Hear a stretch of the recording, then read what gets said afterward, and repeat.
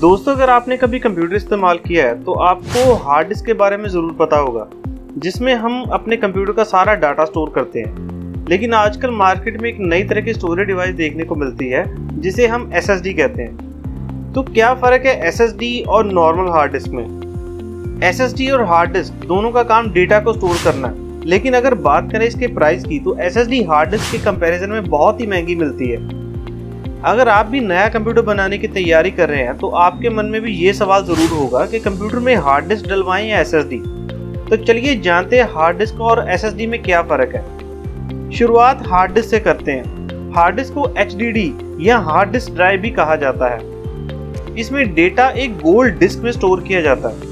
इस डिस्क के ऊपर एक हेड लगा होता है जिसे हम रीडिंग राइटिंग हेड कहते हैं। इसका काम डेटा को डिस्क में स्टोर करना और रीड करना होता है। जब हम कंप्यूटर को ऑन करते हैं तो हार्ड ड्राइव के अंदर की डिस्क गोल गोल घूमती है और डेटा को प्रोसेस करती है। अब बात करते हैं SSD की। SSD की full form solid state drive होती है। हार्ड डिस्क की तरह इसका काम भी डेटा को स्टोर करना है, लेकिन इसमें डेटा डिस्क की बजाय कंप्यूटर चिप में स्टोर किया जाता है। ऐसी चिप्स आपने पहले भी देखी होंगी। इस तरह के स्टोरेज की सबसे कॉमन एग्जांपल पेन ड्राइव है। ये तो था हार्ड डिस्क और SSD का बेसिक स्ट्रक्चर। अब जानते हैं इनको खरीदने पर आपको क्या क्या फायदे और क्या क्या नुकसान होंगे। इन दोनों में पहला डिफरेंस इनकी स्पीड है।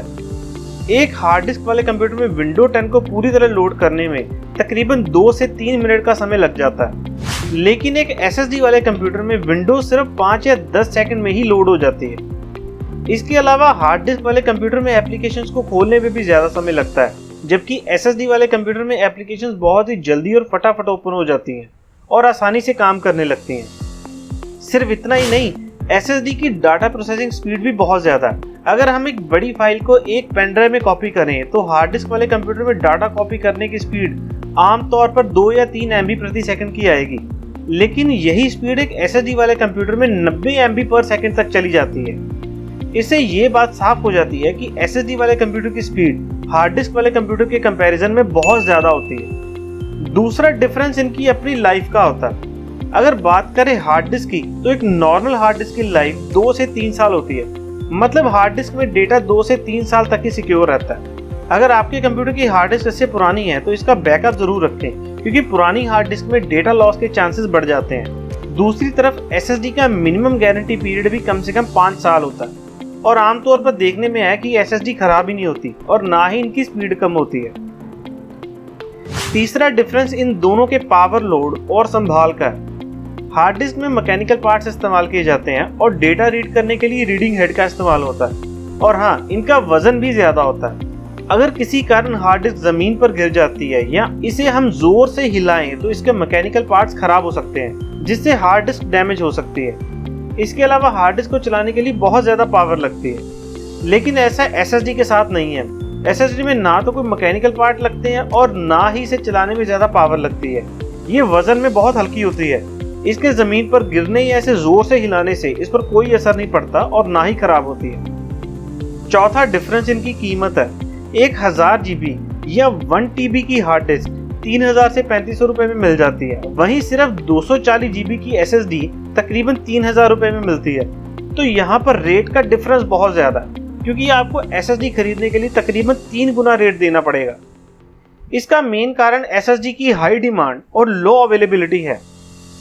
इन सबसे हमें हार्ड डिस्क और SSD में असली फ़र्क पता लगता है। अगर आप नया कंप्यूटर बनाने जा रहे हैं या नई हार्ड डिस्क खरीदने का प्लान कर रहे हैं तो मैं आपको सजेस्ट करूंगा कि आप हार्ड डिस्क की जगह SSD लगवाएं। हालांकि आपको SSD में कम स्टोरेज मिलेगी, लेकिन आपके कंप्यूटर की स्पीड 20 गुना ज़्यादा हो जाएगी।